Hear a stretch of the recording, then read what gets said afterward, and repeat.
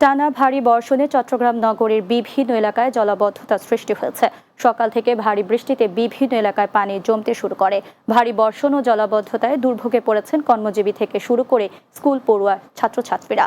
বিশেষ করে সকালে এইচএসসি পরীক্ষার্থীরা পরীক্ষা কেন্দ্রে যেতে ও অভিভাবকদের বিপাকে পড়তে হয়। এদিকে ভারী বর্ষণে ভূমিধসের আশঙ্কা রয়েছে।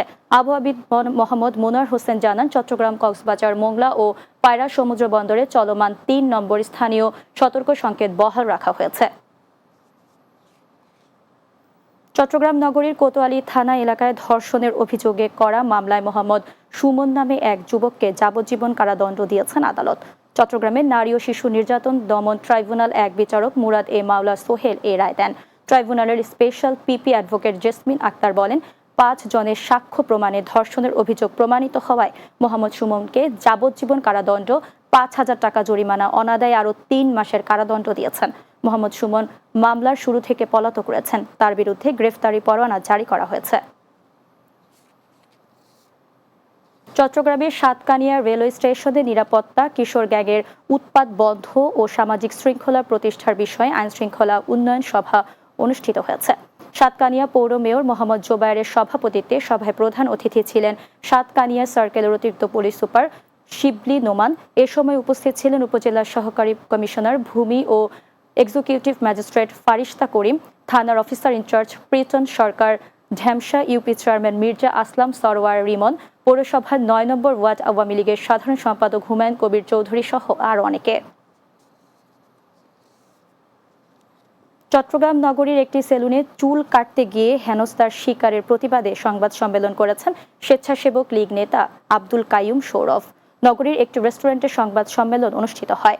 এতে লিখিত বক্তব্যে ভুক্তভোগী সৌরভ জানান, অপরিচিত সেলুনে তিনি চুল কাটতে গেলে হঠাৎ চকবাজার থানার পুলিশের একটি টিম সেলুনে অভিযান চালায়। এ সময় সেখান থেকে ১১ জন নারী ও কাস্টমার সহ ২০ জনকে আটক করা হয়।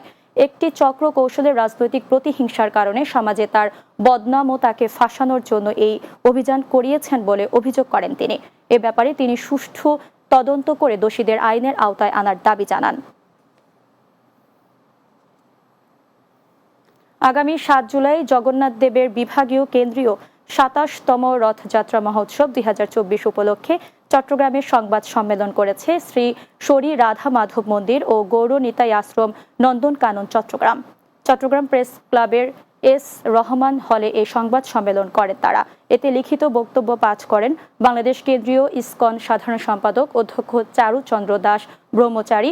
এ সময় উপস্থিত ছিলেন চট্টগ্রাম প্রেস ক্লাবের সাধারণ সম্পাদক দেবদুলাল ভৌমিক, চট্টগ্রাম মহানগর পূজা উদযাপন পরিষদ এর সাধারণ সম্পাদক হিল্লোল সেন উজ্জ্বল, শ্রী শ্রী রাধা মাধব মন্দির ও গৌর নিতাই নন্দনকানন আশ্রমের অধ্যক্ষ পণ্ডিত গদাধর দাস ব্রহ্মচারী সহ আর অনেকে।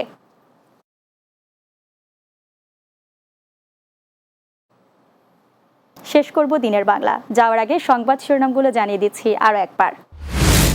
বাংলাদেশে আর কখনই জঙ্গিবাদের উত্থান হবে না, হলি আর্টিসানের শ্রদ্ধা শেষে জানালেন আইনশৃঙ্খলা বাহিনীর শীর্ষ নেতারা।